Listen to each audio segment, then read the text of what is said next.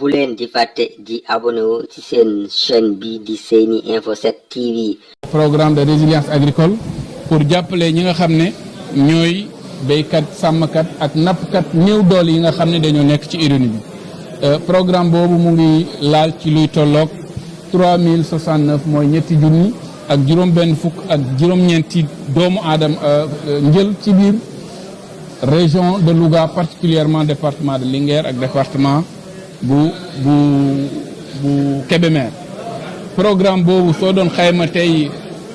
alal bi nga xam ne mu ngi koy dugal ci ñaari département yooyu mu ngi toll ci 631 millions 631 millions yi noonu nag li ko yëkkati lenn kese la mooy jàppale béykat bi nga xam ne tey mu ngi bëgg a béy waaye subvention nañu ba pare te mënul jënd subvention mënul joxe contrepartie état bi jàppale ko luy tolloog 200 000 francs ne ko ne li nga war a matali lii mën nga cee dindi mën cee jënd matali pour mën a am engrais pour mën a am aussi semence ak yu mel noonu. leneen li aussi programme bi dañ cee dugal secteur élevage parce que dañu ne suñu waxee secteur primaire président de la république def ne secteur primaire su ngeen moo ko tegalee da ngeen may defal béykat yi sàmmkat yi ak nappkat yi. programme de lutte contre l'insécurité alimentaire programme boobu aussi mën naa ne ci département wu Louga kese la concerné ci biir région bi. programme boobu dina impact luy tolloog 11 400 ménages ci biir département bi et foofu tamit ay cash transfert yu ñu def luy tolloog 120 000 francs yoo xam ne dañ koy yónnee ménages yooyu. li tax mu jóg mooy dañu wax ne am na ay période fu ñuy toll day nekk li ñu naan période de soudure lekk day jafe naan mën naa am parfois mu yomb waaye lekk moom dafay gën a métti moo tax président mu ne nañu accompagner ñi nga xam ne ñoo nekk ci registre national unique bi te yàlla def seen loxo jotul seen gannaaw te période yooyu mu nekk période de soudure pour les permettre quand même ñu am li nga xam ne moom mooy le minimum requis en termes de denrées alimentaires. On a lancé le programme de résilience agricole qui concerne plus de 3069 ménages au niveau de la région et concerne exclusivement les départements de Linguère et Kébémer. Par la même occasion aussi, comme je vous l'ai dit tout à l'heure, il y a le programme de lutte contre l'insécurité alimentaire qui concerne le département de Louga de façon exclusive. Au niveau de ces deux programmes, ce qu'il faudrait noter, c'est des programmes qui vont dans le sens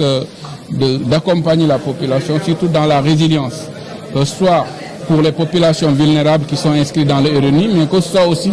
pour les populations qui sont dans le secteur agricole, dans le secteur pastoral, dans le secteur de la pêche, pour les accompagner surtout à pouvoir effectuer dans des conditions convenables leurs activités génératrices. La réponse est très nette. Je leur ai dit que ma collègue en charge de l'énergie est en train de faire de son mieux, au-delà même de ses possibilités, pour accélérer la mise en œuvre de ce programme de lampadaire solaire que le président de la République lui-même a pris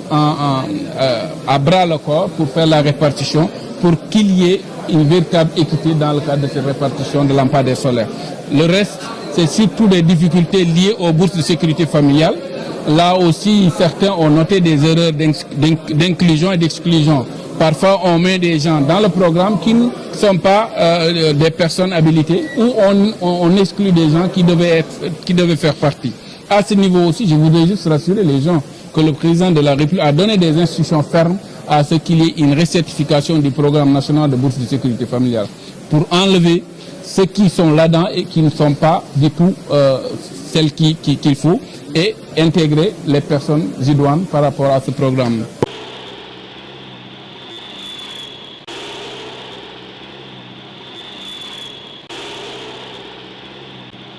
bu leen di fàtte di abonné wu ci seen chaîne bi di Seni Info 7 TV.